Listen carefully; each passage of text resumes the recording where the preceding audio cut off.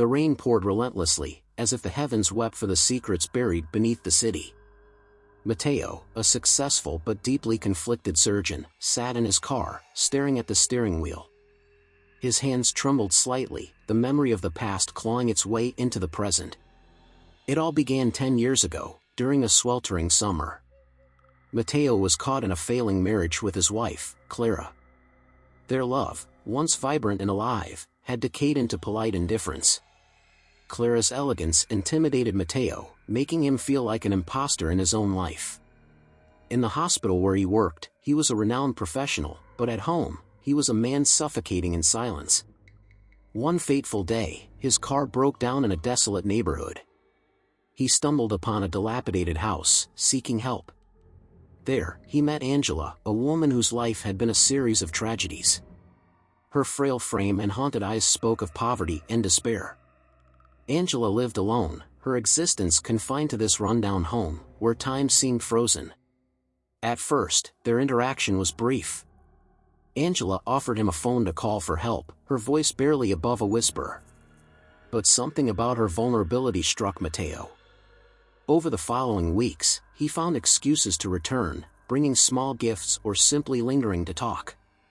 Angela, wary at first, began to open up about her life, the abusive relationship she escaped, the crushing loneliness, and the dreams she had abandoned. What began as an innocent connection spiraled into a torrid affair.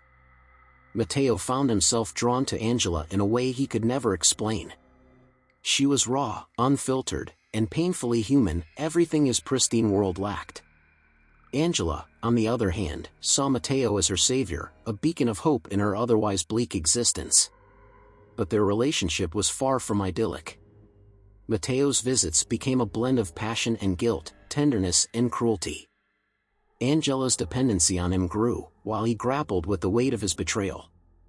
Their moments together were charged with intensity, but always shadowed by the inevitability of its end. Clara, though distant, was not oblivious.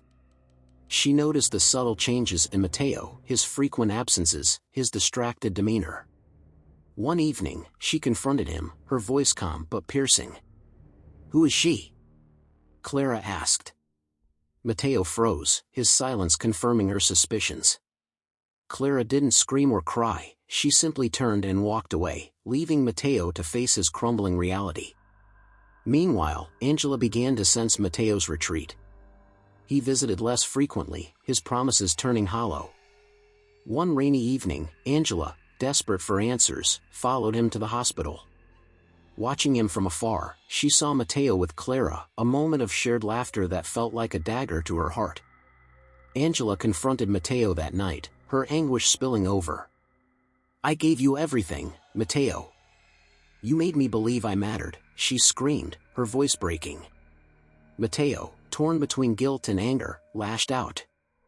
"I never promised you forever, Angela. This was a mistake, one I can't undo." Angela's world shattered. The man who had brought light into her life had extinguished it just as easily. In her despair, she took drastic action, forcing Matteo to confront the consequences of his actions. She showed up at his house, drenched from the rain, pleading with Clara to understand. The confrontation was explosive, unraveling the carefully constructed lies Matteo had built. Clara, in a moment of profound clarity, made a choice. She left Matteo, not out of anger, but out of a desire to reclaim her life. Matteo was left alone, his double life collapsing around him. Angela, too, disappeared. She left the city, seeking a fresh start far from the memories of Matteo. For years, Matteo searched for her, haunted by what he had done. But Angela remained a ghost, a painful reminder of the choices that had irrevocably altered their lives. Years later, Matteo sat in the same dilapidated neighborhood where he had first met Angela. The house was abandoned now, overrun by weeds and decay. He held a photograph of Angela, one she had given him during their brief, tumultuous relationship.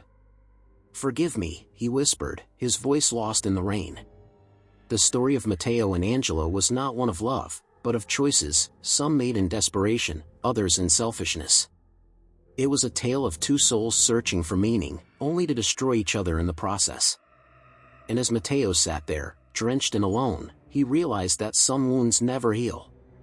They remain as scars, etched into the fabric of our lives, a reminder of the roads we should never have taken,